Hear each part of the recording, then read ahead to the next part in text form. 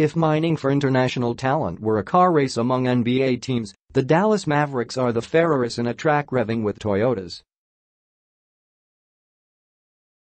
They discovered Dirk Nowtirzki, the gold standard among foreign players whose Hall of Fame credentials include one title, a regular season and finals MVP award, plus 13 All-Star appearances.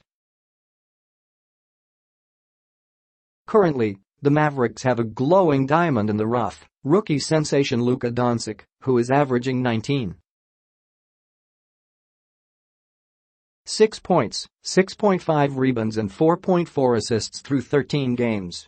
Only 19 years young, he is mesmerizing the league with the ease with which he has adapted to the NBA, shooting 47.4% from the field and 38.6% from three-point distance. His success of these finds isn't mere happenstance or stroke of good luck. It is the residue of the hard work, time, and plenty of money invested on a well-oiled scouting machine. According to Sports Day of the Dallas Morning News, the Mavs International Scouting Department has 3 full-time and well-paid employees who live in foreign countries, a half-dozen experienced world travelers based in the U.S. and a president and a general manager with a worn-out passport. The June 2017 report noted that the Mavs have books on players signed with international teams who one day be NBA caliber, and their team director of player personnel Tony Ronson has been to 90 countries.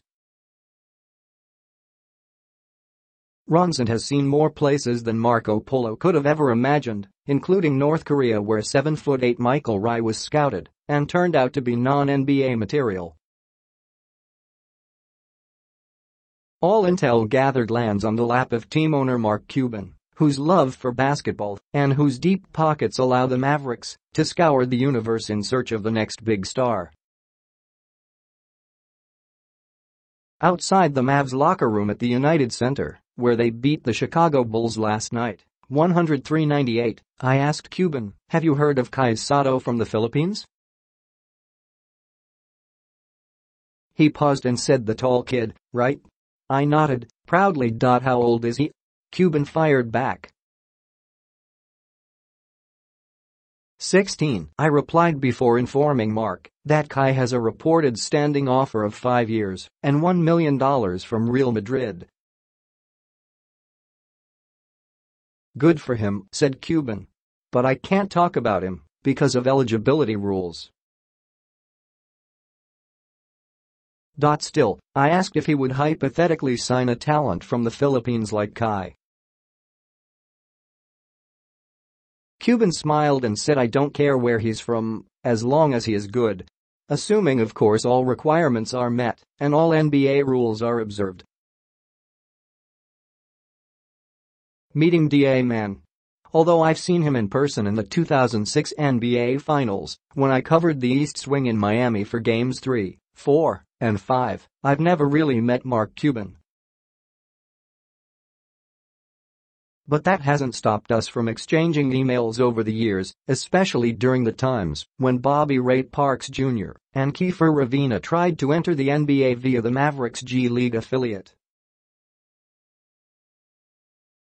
I already knew he was a super nice guy, but as I watched how he carried himself and interacted with the fans in the arena, I'd say he's definitely the most unpretentious billionaire in the planet. Decked in black jeans and a matching black hoodie with a royal blue Mavs logo on the chest, he wore a pair of black and white Nike Flex Free Run shoes and sat quietly on a table inside the media dining room. His left hand held a fork that toyed with a plate of salad and veggies and his right hand clutched a cell phone, his eyes laser-focused on whatever he was reading. I knew better than to interrupt a grown man and his decent meal. When he was done, I finally introduced myself and thanked him profusely for responding to my emails. He brushed it aside with a no problem, making it sound as if my correspondence weren't a hassle given how hectic his schedule is while running multiple empires.